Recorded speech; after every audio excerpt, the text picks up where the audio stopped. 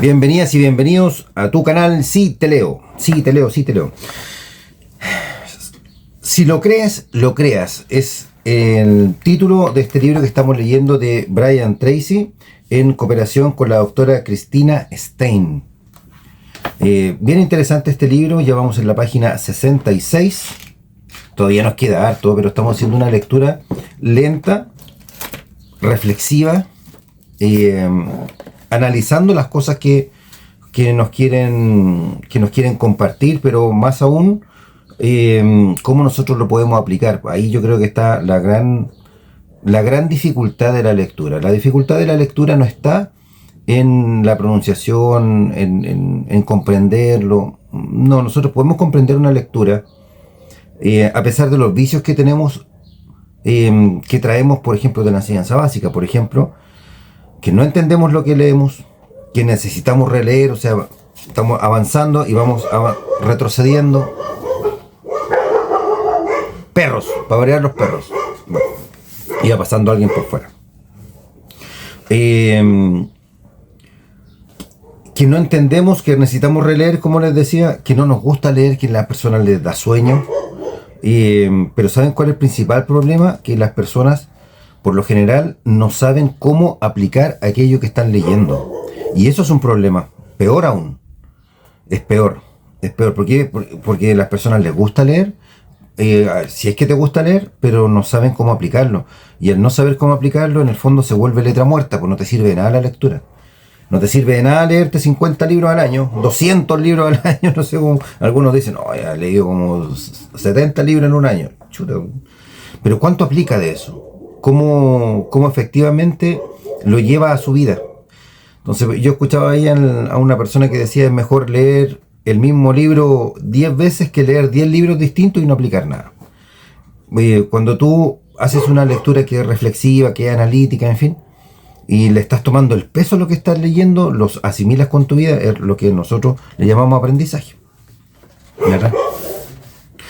¿Qué onda? ¿Qué pasa afuera? Andarán perros, gatos, gente,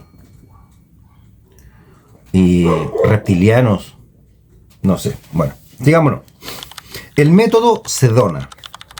Hay un método para recuperar el control emocional en tu vida, llamado método Sedona, y creado por Lester Levenson, mediante el cual se te pide que identifiques a las personas en tu pasado con las que todavía estás enojado.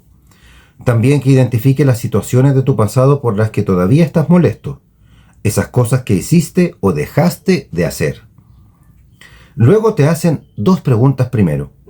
¿Deseas liberarte de la negatividad asociada con este infeliz recuerdo? Si tu respuesta es sí, entonces la segunda pregunta es, ¿estás dispuesto a dejarlo ir por completo? Es asombroso cuántas personas no están dispuestas a dejar atrás un evento negativo que les sucedió en el pasado. Toda esta gente. Sienten que se han ganado el dolor y lo han pagado con tiempo, dinero y sufrimiento personal. Se sienten con derecho a su dolor. En el fondo de su corazón no están dispuestas a dejarlo ir, pero sin la voluntad de hacerlo, estas personas no pueden recibir ayuda. Obvio, ¿verdad? Fíjense que muchas de las personas se aferran a su dolor, se aferran a su experiencia, no los dejan ir. Todas las personas tenemos experiencias negativas, unos más, unos menos. Experiencias que algunas personas ni siquiera se atreven a confesarlas. Se quedan ahí. Todo el mundo tenemos alguna herida, alguna experiencia que nosotros ni siquiera lo comentamos. Ni siquiera lo comentamos. Yo tengo una o dos por ahí que son dolorosas, y que uno tiene que aprender a vivir con eso. Y simplemente no lo dicen nomás. Pero ojo, si tú te quedas ahí en el pasado, si te quedas reviviendo una y otra vez esas experiencias dolorosas, no vas a avanzar nunca. No vas a avanzar nunca y vas a estar todos los días reviviendo ese dolor. Por lo tanto, estás condenado o condenada a un estado constante de depresión, de pena, de desgano, de no saber qué hacer con tu vida, en fin. ¿Por qué? Porque estás anclado a ese pasado doloroso. Porque fíjense que las personas, como que me he dado cuenta a través de los años, que hay una suerte de competencia entre la gente. Como que el que más ha sufrido, como que es mejor. Mientras más, no, es que a mí me pasó tal cosa. Yo me caí en bicicleta, no, pero yo cuando estuve aprendiendo a andar en bicicleta, yo no solamente me caí 2 veces o 3 veces, yo me caí como 10 veces. Oye, 10 veces sí. No, y otro dice, no, yo me caí 10 veces y más encima después me fracturé. Chuta, se fracturó aprendiendo. No, eso no es nada, puede ser. Yo una vez me caí, me fracturé y después me atropellaron, güey. Entonces, como que la gente mientras más sufre, mientras más desgraciado ha sido su pasado, mejor. Y fíjense que no. No es así. No es así. Bueno, veamos. Haz la prueba del lápiz. Este es el ejemplo usado en el método Sedona. Toma un lápiz en tu mano. Apriétalo bien. Apriétalo aún más fuerte. Tan fuerte como puedas. Imagínate aferrándote fuertemente a este lápiz durante 1 hora, 1 día, 1 mes o incluso años. ¿Qué pasaría con tu mano y tu brazo? Estarían atrofiados e incluso inmóviles, paralizados. ¿Qué pasaría si te aferraras fuertemente a una experiencia negativa durante meses y años? Parte de tu personalidad se dañaría con enojo y amargura. Ahora extiende tu brazo y abre tu mano con la palma hacia el piso mientras aprietas el lápiz. Aquí está la pregunta. ¿Qué sostiene el lápiz en tu mano? La respuesta es obvia. Tú lo sostienes y lo aprietas con fuerza. La siguiente pregunta también es obvia. ¿Cómo te deshaces del lápiz? ¿Cómo lo separas de tu mano? La respuesta es simple. Abre tu mano y déjalo caer. Déjalo ir. Este es un maravilloso ejemplo de la simplicidad de eliminar un evento negativo de tu vida de manera permanente. Con el lápiz, abres tu mano y lo sueltas. Con una experiencia negativa que todavía te hace infeliz, abres tu corazón y la dejas ir. Buena esta analogía con este lápiz, del método Sedona. ¿Es tan fácil dejarlo ir? No. Yo creo que uno lo deja ir del todo, no, porque esa experiencia, por muy negativa que sea, también es parte de tu vida, es parte de lo que eres ahora. Pero es distinto recordar algunas cosas y revivir la misma amargura. Mira, por lo general, las mujeres que son mucho más emocionales que los hombres normalmente, estoy hablando en términos generales, en términos estadísticos, los hombres somos más racionales y la mujer es mucho más emocional, por eso que tiene ese apego, ¿cierto?, más con los hijos, en fin. Pero ¿qué es lo que sucede?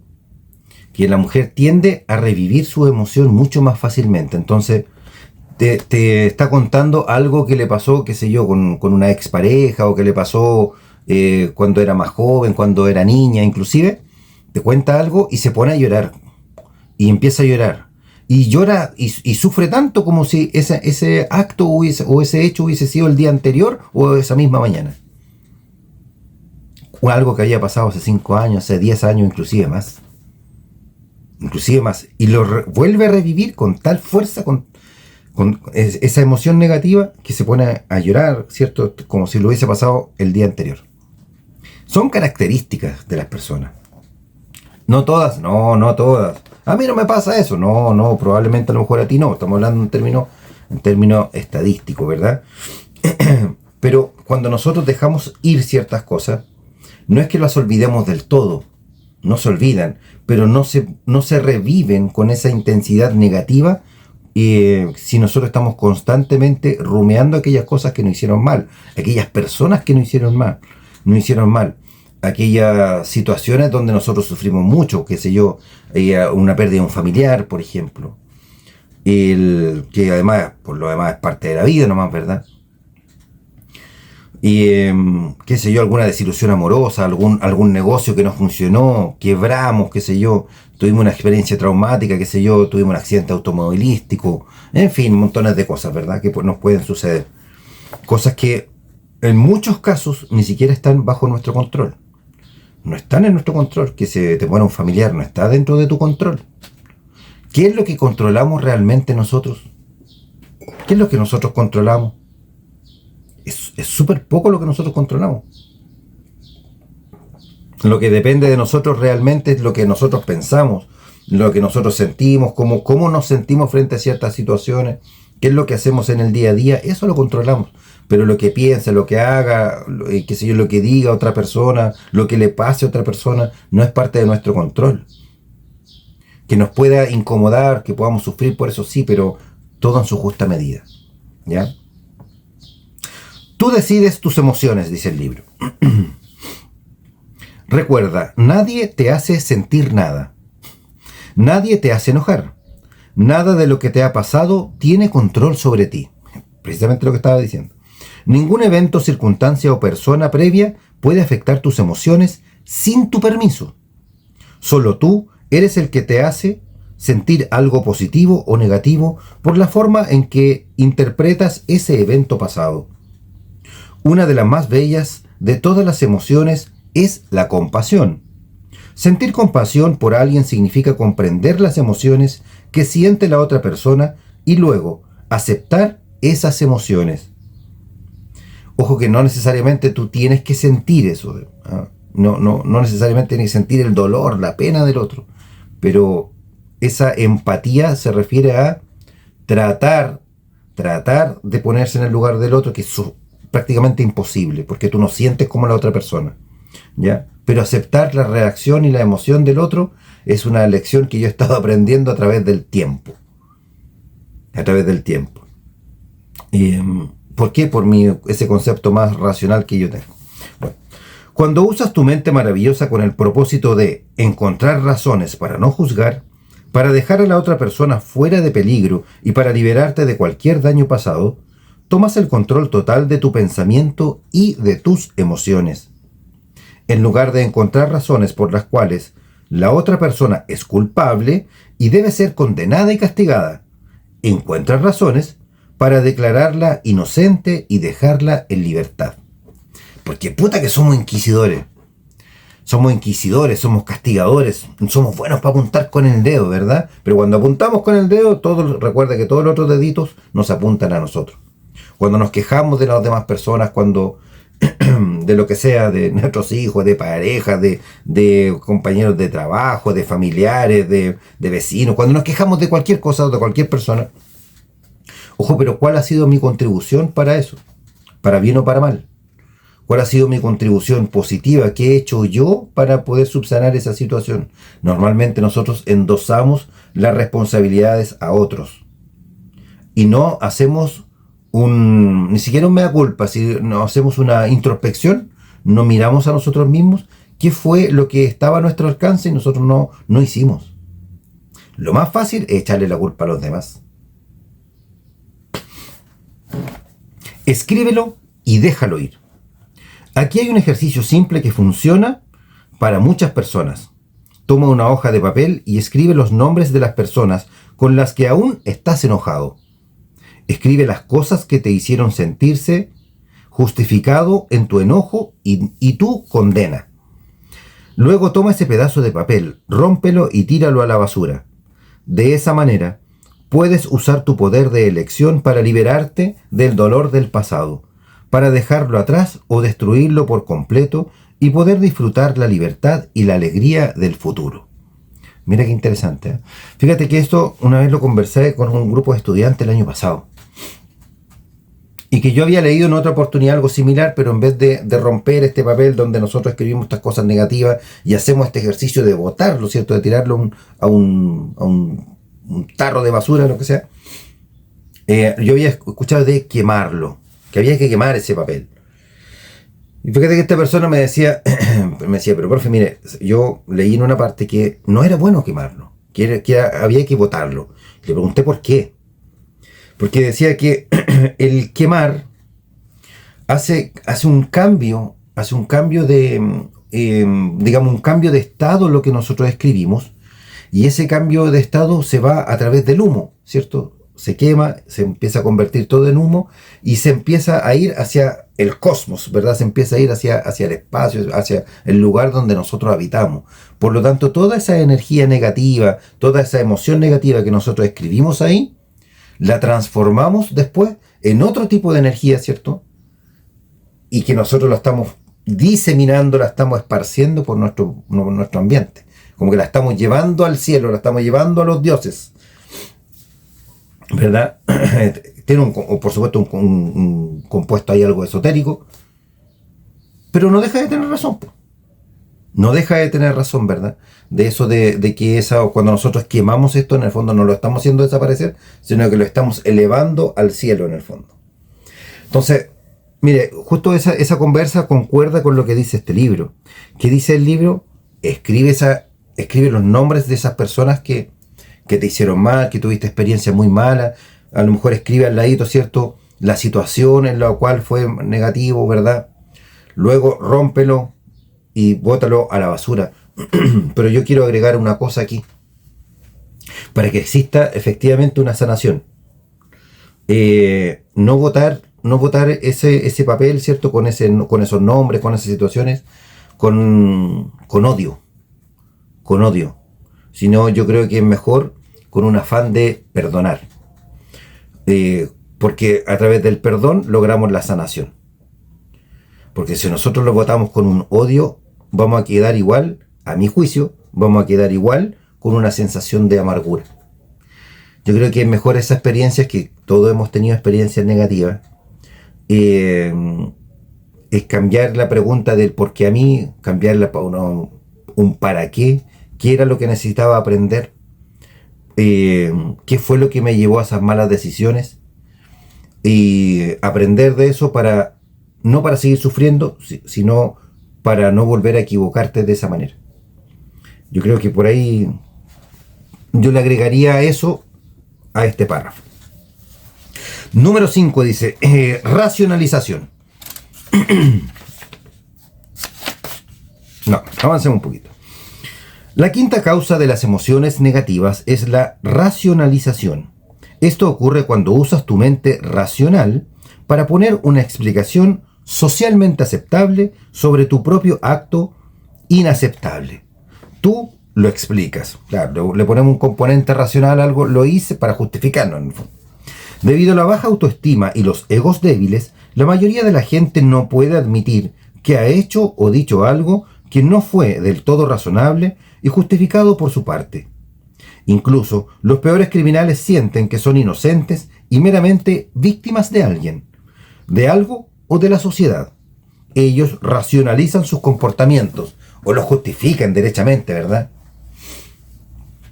¿Por qué estás dejando la cagada? ¿Por qué estás tirando molotov? ¿Por qué estás rompiendo el kiosco del señor de la esquina? ¿Por qué estás haciendo eso? No, porque yo soy una víctima de la sociedad y soy ¿cómo se llama esto? Como un apartado de la sociedad. La sociedad no me ha dado oportunidades, nadie me ha dado oportunidades.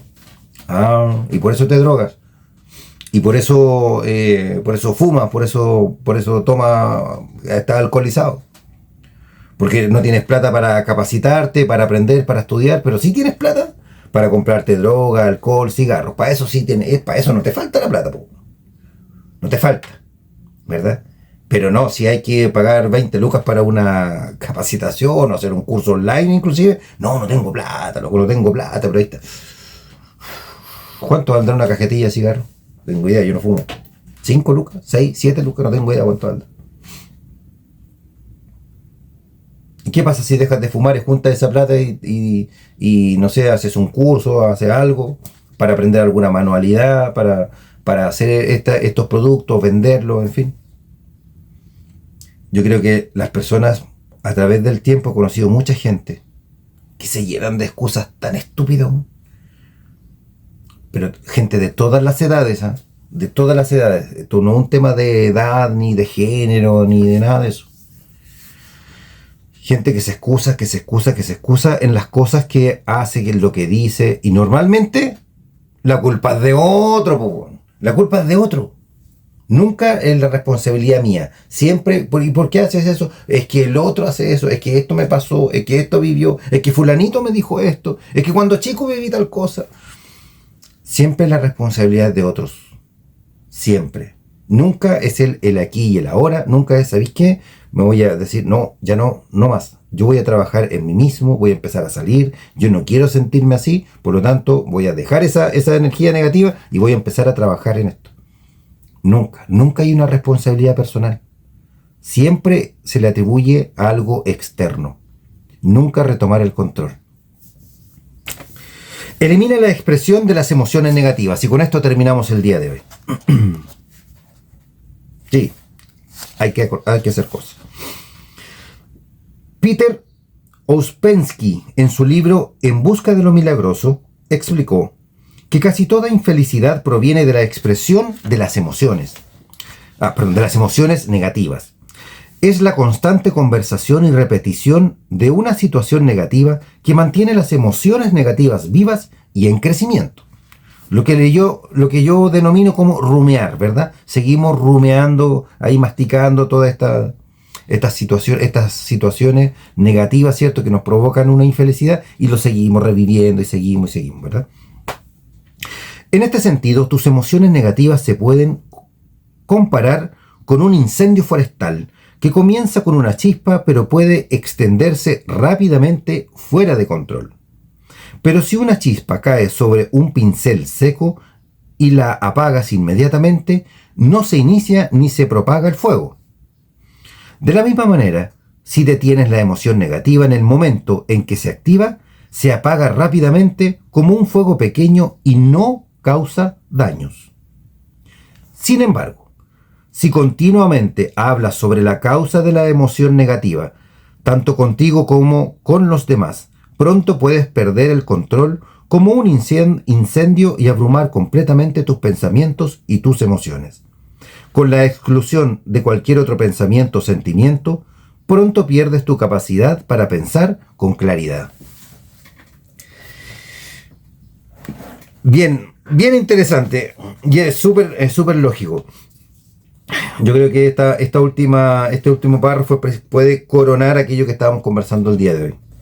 Entre ladridos, camiones, pájaros y todo esto, nos damos cuenta que en realidad nosotros tenemos que tomar el control de nuestra vida, dejar de echarle la culpa a los demás por las cosas. Y eso no significa que no nos puedan pasar cosas malas, o que podamos volver a tener experiencias negativas, pero ¿qué te puede pasar?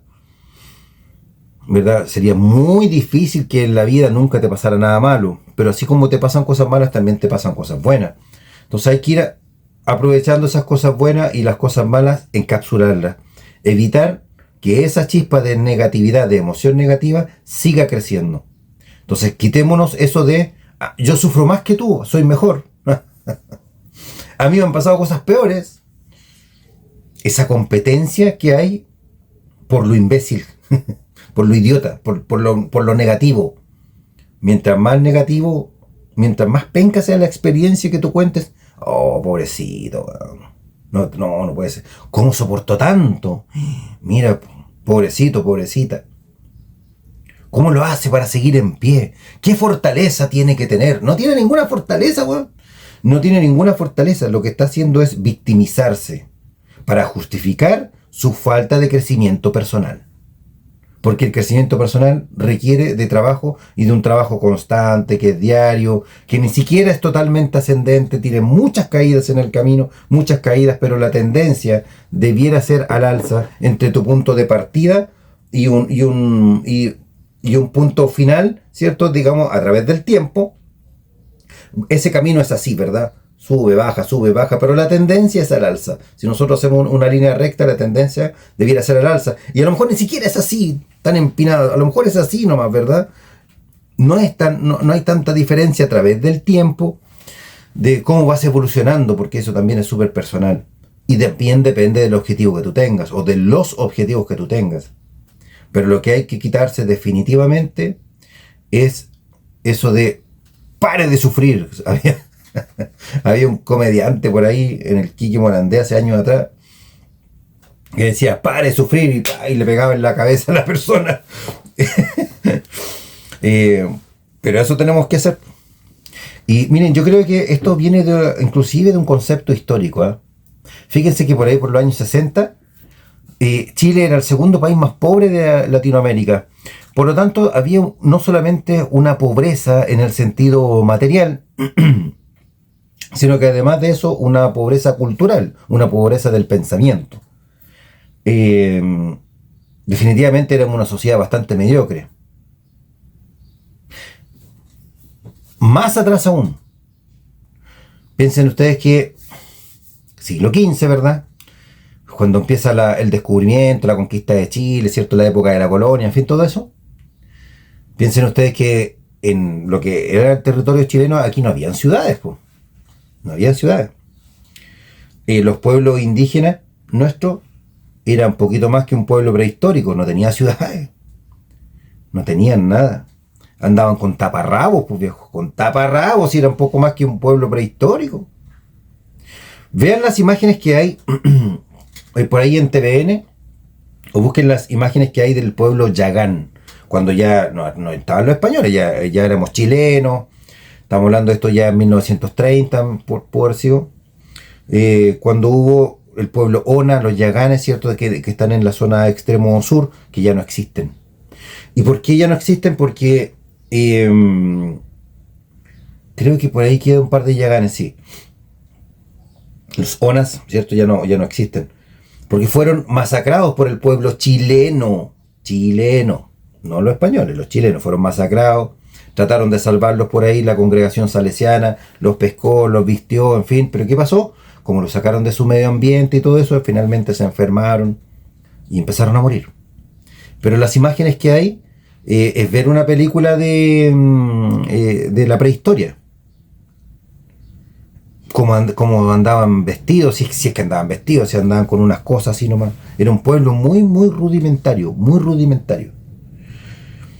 Versus Europa, que ya estaban peleando en las cruzadas, o sea, en Europa ya estaban, qué sé yo, en esos años, en el siglo XV me refiero, no en 1930, en el siglo XV, ya habían castillos, caballeros con armadura, ya peleaban, la típica guerra, ya existía el feudalismo, en fin.